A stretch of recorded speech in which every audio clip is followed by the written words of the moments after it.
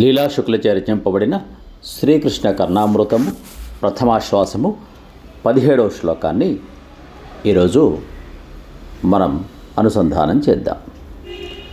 మమ చేతసి స్ఫురతు వల్లవీ విభో మణినూపుర ప్రణయి మంజుసింజితం కమలావనచర కళింద కన్యక కలహంస కంఠకలకూజితాధృతం. మమ చేతసి వల్లవీ విభోః నూపుర సింజితం స్ఫురతు. నా హృదయంలో వల్లవీ వల్లభుని యొక్క అందెల రవళి ప్రతిశబ్దించునుగాక అని లీలాశుక్ల వారు కోరుకుంటున్నారు.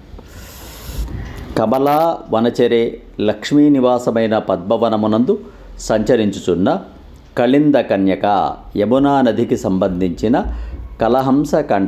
కలహంసల కంఠముల నుండి వెలువడుచున్న కలకూజిత అవ్యక్త మధురమైన ధ్వనులతో ఆదృతం ఎదురేగి మన్నింపబడిన సమానమైన వాటిని గెలిచిన వల్లవీ విభోః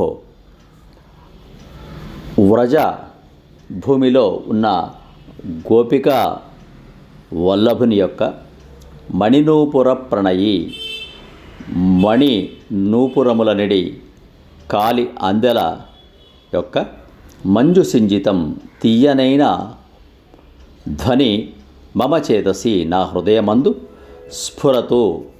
స్ఫురించునుగాక అని లీలాశుకుల వారు ఆ నల్లనయ్య కాళి అందెల రవళి తన మనస్సులో ఎల్లప్పుడూ స్ఫురించాలి, ఎల్లప్పుడూ ధ్వనించాలి అని కోరుకుంటున్నాడు.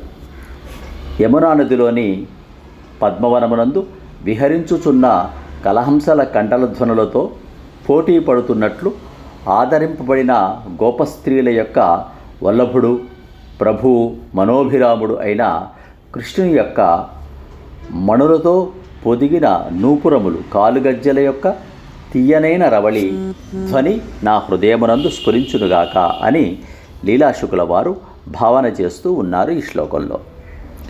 కలహంసల కంఠధ్వనిని మించిన మంజుల రవళి కృష్ణయ్య పాద నూపుర అందెల రవళి అని లీలాశుకుల వారి భావన.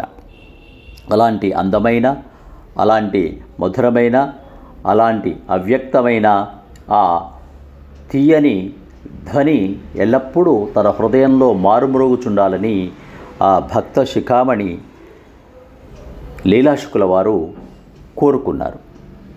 అలాంటి నల్లనయ్య చిన్ని పాదాల రవళి అంత అందంగా ఆనందంగా స్ఫురిస్తుంది ఆయనకు. శ్లోకాన్ని మరొక్కసారి అనుసంధానం చేద్దాం. మమ చేతసి స్ఫురతు వల్లవీ విభోః మణినూపుర ప్రణయి మంజుసింజితం కమలావనచర వనేచర కళింద కన్యక కలహంస కంఠకలకూజితాధృతం. సబ్స్క్రైబ్ ఆచార్య శ్రీ సూక్తి ఛానల్. శుభం భూయాత్. సమస్త సన్మంగళాని భవంతు. స్వస్తి.